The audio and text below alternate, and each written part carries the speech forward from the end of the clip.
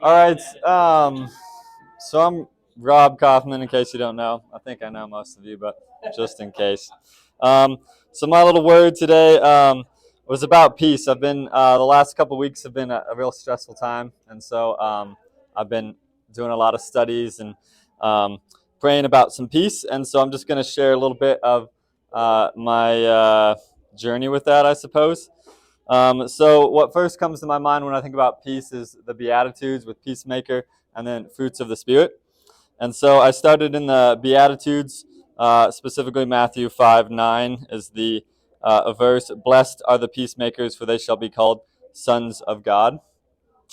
And so during my studies, I was reminded about the Beatitudes are a blessing to those who are sons of God, which means you can't separate the two. And if you want the blessings that are the Beatitudes, of course, I was looking for peace, being a peacemaker, but there's a few others in there. You first have to be a son of God.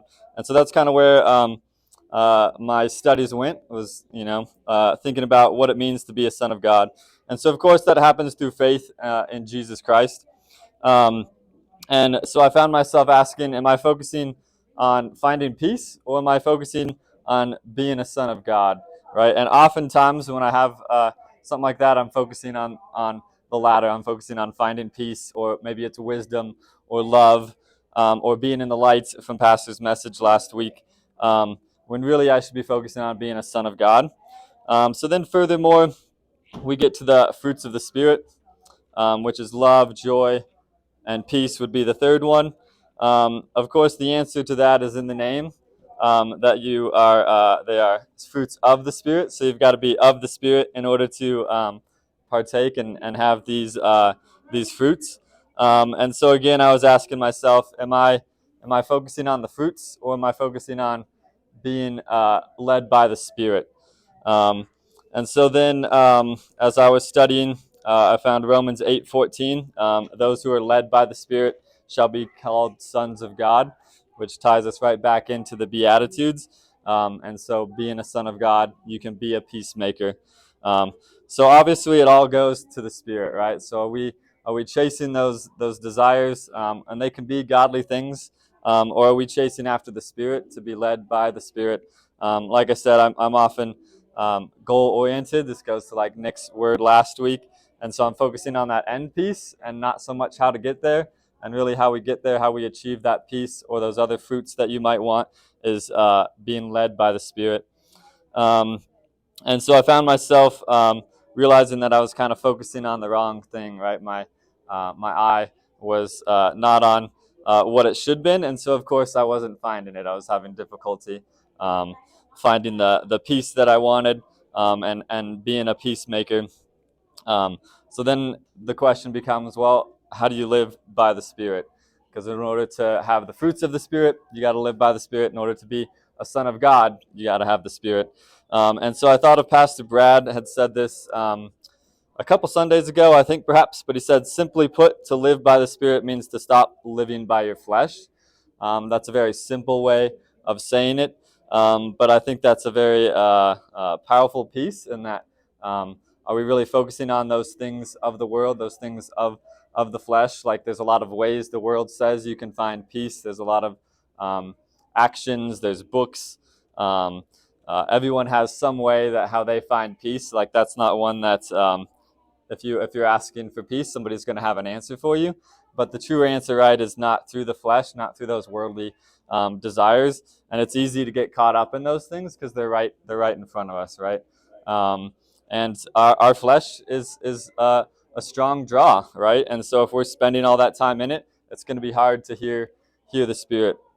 When I was first born again, I thought it was very difficult and abstract to be led by the Spirit. I wasn't really sure how you achieve that, being led by the Spirit.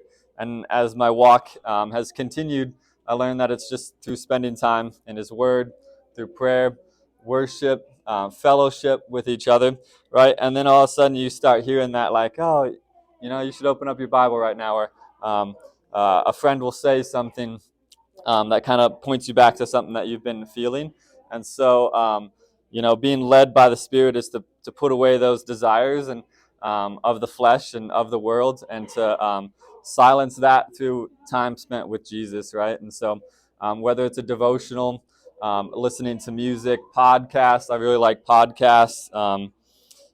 So you can have all sorts of things to just get involved with it. And then I started to like hear it, and I could be like, oh, I know what I need to do in this situation. And it wasn't me responding to my flesh; it was truly the Spirit leading me.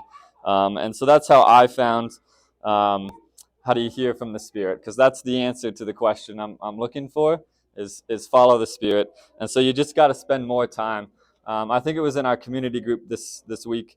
I'm sure it's a common phrase, but we were talking about like how do you know when you hear the Spirit? By spending time with it, right? How do you know your Father? By spending time with Him. And so I just found I got to spend more time in that through prayer, and then it becomes easier, and then it unlocks all those things of the Beatitudes, the fruits of the Spirit. So in the end, what I realized is that am I seeking peace first, or am I seeking the Spirit? And so that's what I was refocused on, is making sure that my eyes are on the Spirit. My time is spent chasing the Spirit, seeking after the Spirit, and everything else will come after that, right? I mean, there's the verse that seek first the kingdom, and so that kind of goes with this. What are we looking at? What are we focusing on? What are we chasing? It should be that time with the Spirit, and then it brings you that peace that we can't understand, right? So like, how are you being a peacemaker in this difficult situation? Well, it's because I'm led by the Spirit, right? I'm not tied to those chains that are of the world and what we feel like should be leading us. We can be on that solid ground as the waves are coming, right? Like, not build our house on the sand, right? Build it on the rock.